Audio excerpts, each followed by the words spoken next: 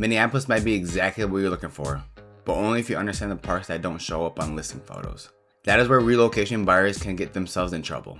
Online, the city looks very easy to understand. You see lakes, the skylines, the restaurants, the trails, the older homes, and the neighborhoods people keep talking about. Everything starts to feel exciting. Pretty soon, you're saving listings, comparing prices, watching videos, and picturing what life could look like here. That part makes sense. Minneapolis gives buyers a lot to like. The reality check is the online version of Minneapolis is not the same as the live-in version. A listing can show you the house, it cannot show you what the block feels when you pull up to it. A map can show you distance, it will not show you how the route feels different on normal weeks. Photos can make an older home feel charming. They may not prepare you for the maintenance, storage, parking, and winter routine that comes with it. So in this video is not talking you out of Minneapolis. For the right buyer, it can be an incredible place to live. My goal is to help you slow down before you choose a city based on the prettiest version of it. Because the best move is not the one that looks best online. The best move is the one that still makes sense when your normal life starts happening there. The first reality check happens before you walk inside. Most buyers think the showing starts when they open the front door. I think it starts when you pull into the street. The first minute tells you a lot. How does the block feel? Can you picture coming home there after work? Where would you park? Does the street feel calmer than expected or busier than the photo suggested? Are you nearby homes cared for in a way that gives you confidence? Would this location feel good on a random Tuesday, not just during the scheduled showing? Those questions sound simple, but they matter. Relocation buyers are often judged Minneapolis from distance. By the time they visit, they may already have a picture in their head and their mind of what the neighborhood feels like. Real life either confirms the pictures or challenges it real fast. The house itself might be great, still the area around it has to work too. A beautiful kitchen cannot fix a street you do not enjoy coming home to. Updated bathrooms will not make parking easier. Nice staging does not change how your morning routine feels. This is why I always want buyers to pay attention before they even walk inside. Your reaction to the block matters, your comfort level matters, the way the area feels in person matters. Minneapolis has neighborhoods with a lot of character, but character is not the same everywhere. A buyer who studies listings may miss the biggest part of the decision. You are not just buying the home, you are buying a life around it. Tour the life, not just the house. The next reality check is that you should not only tour the property, you need to tour the life.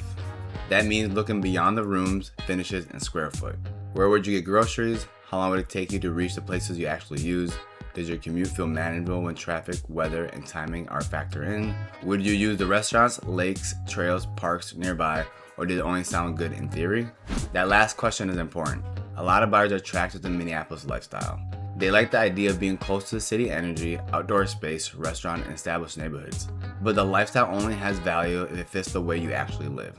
If you work long hours, travel often, spend most nights at home, or care more about space than access, the trade-off might feel different after closing. Another buyer may look at the same location and love it because they use the amenities consistently. That is the point. The same neighborhood can be perfect for one person and frustrating for another. Minneapolis is not the issue in that situation. Fit is the issue. This is why I think buyers should ask better questions during the search. Not just, do I like this house? Try asking, would the location make real life easier? That answer is usually more useful. If you're thinking about moving to Minneapolis, what pulled you in first? Whether the lakes, the homes, the restaurant, the city energy, the location, or the idea of living somewhere with more character? Drop in the comments because the thing that attracted you first is not always the thing that matters most after you move. Saturday Minneapolis and Tuesday Minneapolis can feel different. Here is something relocation buyers need to understand. The version of Minneapolis you're experiencing during the weekend visit may not tell you the whole story. A Saturday showing can feel exciting. You have time, the weather might be nice, restaurants are busy, the lakes look great. Everything can feel like the life you imagined. Then Tuesday morning has a different personality. Now you're thinking about getting to work, parking becomes part of a routine, errands need to fit into your schedule, weather may change the way you move through the cities. The house starts functioning as a real place to live, not just a place you toured. That's why I tell buyers to think about ordinary days. A great weekend location may still be a good choice. You just need to know whether the weekday version works too. Can you handle the drive? Would the street still feel convenient when you're tired? Does the layout support your morning routine? Are the places you use most close enough to matter? Would winter make the location feel less convenient? Those are the questions that protect you from buying the highlight reels. Minneapolis can be easier to love on a good day. The better test is whether you still like the decision on a normal day. That is where clarity shows up. Charm comes with a personality test. A lot of Minneapolis homes have charm. That word gets used all the time, but it actually means something here. Older homes can have mature trees, classic architecture, interesting details, a neighborhood that feels established in a way newer areas may not. For many buyers, that is the appeal. They do not want every home to feel identical. They want character. They like homes that feel connected to the neighborhood around them.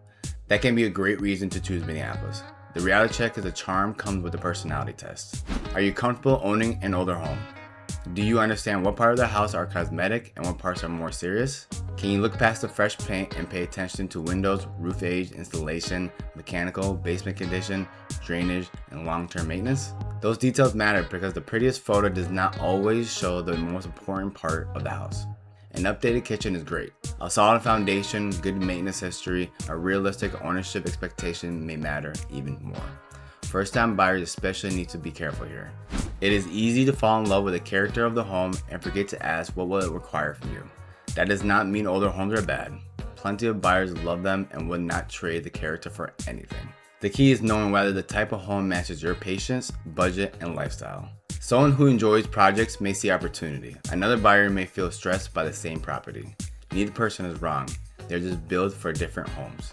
The boring details are where regret can hide. The next part is not glamorous, but it might be one of the most important parts of buying in Minneapolis. Parking, storage, snow removal, basement conditions, closet space, garage setup, street layout, utility costs, maintenance needs. These are not always the things buyers get excited about when they first see the home online. After closing though, they become a part of everyday life. That is why I do not want buyers to ignore them. Parking is a perfect example. If a home has limited off-street parking, that might be totally fine for one buyer. For someone else, it could become frustrating very quickly. Winter makes that conversation even more important. Snow changes how parking, sidewalks, driveways, and daily movement feel. Storage can feel the same way. A home can look beautiful in the photos and still leave you wondering where your things are supposed to go. Older layouts may have smaller closets. Basements can solve storage problems, but they need to evaluate carefully. Garages may not function the way buyers from other markets expect. Those details are not reasons to avoid Minneapolis. Those are reasons to shop with your eyes open. The boring stuff becomes important because they live with it every day. A home that handles those particular pieces well will usually feel better long after the excitement fades. Winter should be a part of your tour, even if you visit in July. Minnesota winter is not a secret. Everyone knows it's cold here. What relocation buyers sometimes underestimate is how winter changes the way a home and location function. That matters in Minneapolis. A location that feels easy in the summertime may require a little more thought in February. A parking situation that seems manageable during a warm weather showing might feel different after snow. A home that feels cozy in photos still need to perform when temperatures drop. The commute you tested on a sunny afternoon may not feel the same when the roads are slower. None of this means Minneapolis becomes unlivable in the winter. People live full lives here all year. The point is that winter should be included in the decision before you buy. Think about where you will park, look at how you would enter the home, pay attention to how much time you may spend inside during the colder months. Ask whether the layout still works when outdoor life slows down. Consider the route you will drive most often. A smart buyer does not evaluate Minneapolis like they are only living here during the best weather. You are buying the full year. When the home still makes sense in the winter, your decision becomes stronger. Here's a question most buyers should ask early. Would you rather have a home that feels perfect during a summer weekend or one that still works during a cold February work week? Comment summer or February because in Minnesota, that answer can completely change the way you search. The map is not the same as the routine. A map can make Minneapolis look simple. Real life adds context. This is especially important for relocation buyers who are trying to understand the city from out of state. You might see a listing and think that is only a few miles from where I need to be. Distance is only part of the story. Traffic patterns, stoplights, parking, school drop-offs, work hours, errands, weather, and your personal tolerance all affect how your routine feels.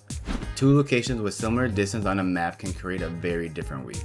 That's why I like buyers to test the life as much as possible. Look at the area during more than one time of the day. Pay attention to where you would actually go during the week. Notice whether the home gives you access to the things you care about most or whether you would still be driving further than expected. This is where buyers start getting honest. Maybe being close to the lake matters a lot. Maybe being near work is more important. A quieter street may be a busier area. Another person may decide that activity is worth the trade-off. The right answer depends on your life. Minneapolis can work beautifully when the routine lines up.